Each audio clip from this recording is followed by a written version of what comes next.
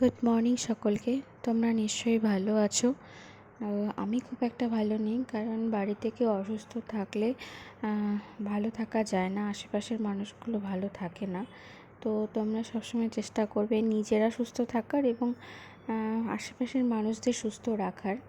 তো যাই হোক, তোমরা সবাই জানো আমার হাজব্যান্ডের শরীরটা ভালো না, তো ওকে আর একটা অন্য ডক্টরের কাছে নিয়ে যাচ্ছি, অন্য একটা নার্সিংহোমে। দেখো কিভাবে বসে আছে, মানে গাড়িতে বসতে পর্যন্ত পারছে না, কোনো রকমে বসে আছে। তো এই ডক্টর সত্যিই খুব ভালো, উনি প্রথম থেকেই ওনার ট্রিটমেন্ট করা হচ্ছে এবং উনি সত্যিই খুব ভালো।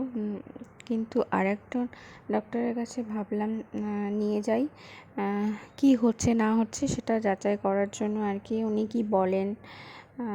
তো সবসময় হয় না যে একজনের কাছে করছি আর একজনের কাছে চেক আপ করিয়ে নিই, এটা মানে আমাদের এটা একটা মানসিক ব্যাপার হয়ে থাকে। যখন কেউ অসুস্থ থাকে তখন আমরা কিছুতেই আমাদের মন শান্ত করতে পারি না।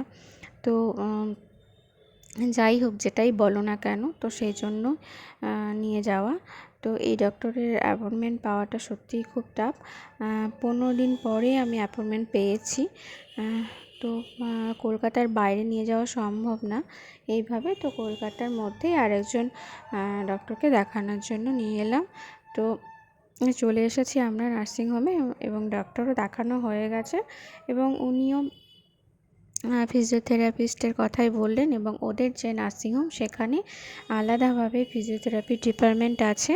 সেখানে তোমার আলাদাভাবে ডক্টরের মতোই ভিজিট কেটে আর কি ভিজিট দিয়ে দেখাতে হয়।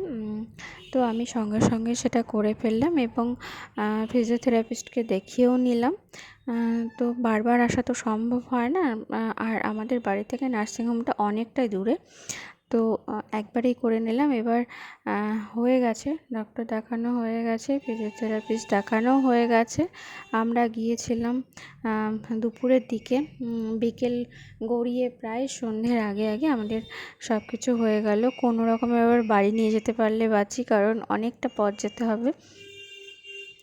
তো আমরা গাড়ি একটা বুক করে নিয়েছিলাম, তো উঠে পড়লাম। তারপরে এবার বাড়ির দিকেই রওনা দিয়েছি, কারণ রাস্তা অনেকটা, যত তাড়াতাড়ি বাড়ি পৌঁছতে পারবো তত তাড়াতাড়ি মানে শান্তি আর কি, এরকম ব্যাপারটা।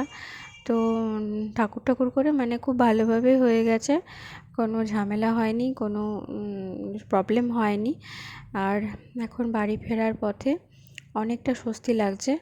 এবার গরমের মধ্যে যাই হোক, এবার গিয়ে একটু ফ্রেশ হয়ে বাড়িতে শোবো, কারণ যেদিন ডক্টরের কাছে নিয়ে আসা হয় সারাদিনই একটা অন্যরকম পরিস্থিতির মধ্যে দিয়ে যেতে হয়।